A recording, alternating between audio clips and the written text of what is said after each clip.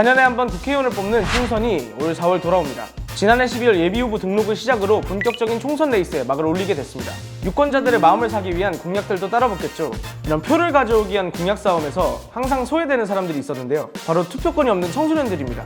선거 때마다 다양한 공약들이 나오고 있는 가운데 청소년들의 요구에 부합하는 공약은 찾기 쉽지 않았습니다. 총선을 앞둔 지금 청소년들은 어떤 생각을 하고 있을까요? 정책개발참고서 이런 것도 공약이 되나요? 출발합니다. 대전 사람이라면 한 번쯤은 놀러가봤을 번화가 은흥정이 거리에 나가서 피켓을 펼쳐두고 청소년들은 국회의원들에게 어떤 정책을 원하는지 물어봤습니다. 저희 가서 하나 적고 인터뷰 한번 하시면 제가 핫팩 하나씩 드리고 있거든요. 하실래요? 괜찮아요?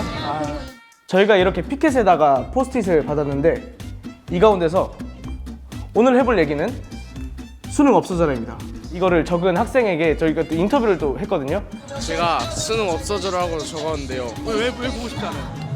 너무 좀 그럴 것 같아서 부담돼요. 그러니까 부담스럽다는 얘기인데 그것도 그럴만한 게 1년에 최소 8번 시험을 보거든요. 중간기말 2번씩 보고 모의고사까지 보면 그 정도 되는데 최소 1년에 8번 정도는 자신의 등급이 매겨지는데 이거를 받아보는 학생 입장에서 상당히 부담스러울 수 있습니다. 그리고 수능 폐지하자는 얘기가 전혀 없었던 건 아닙니다. 지난 총선과 대선에 나왔던 국가혁명당 허경영 후보가 수능 폐지를 공약을 하기도 했었고요. 수능 폐지, 중고등학교 때 한 과목만 시험을 봅니다. 자기가 잘하는 거.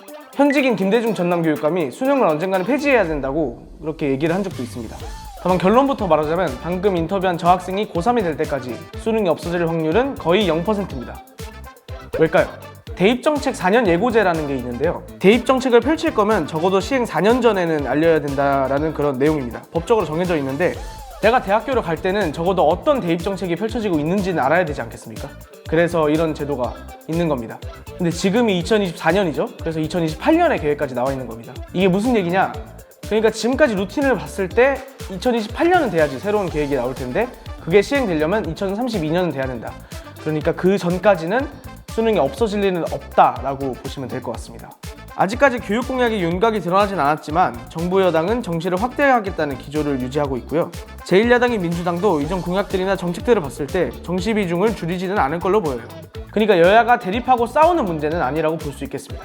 말이 길었습니다만 수능이 당장 없어질 확률은 극히 적다라고 결론 지을 수 있겠고 다만 이 의견이 전혀 의미 없는 내용이다. 그건 또 아닙니다.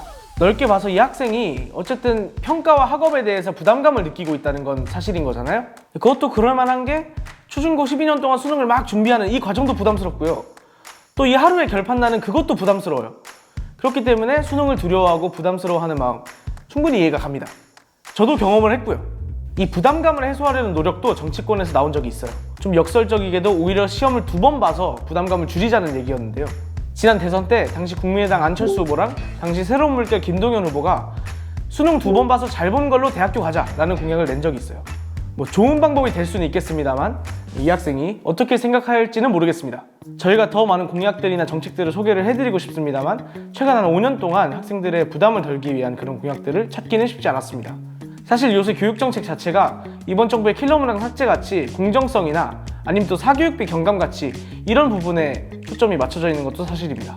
물론 이것도 시민들의 요구에 부응하는 그런 정책이라고 볼 수 있겠습니다만 진짜 교육정책이 고객이라고 볼 수 있는 학생들은 평가 그리고 학업에 대한 부담감을 느끼고 있다. 이거에 집중해 주시면 좋을 것 같습니다. 다가올 총선을 준비하고 있는 후보님들, 학업과 평가에 대해 부담을 느끼는 학생들을 위한 공약 주문합니다.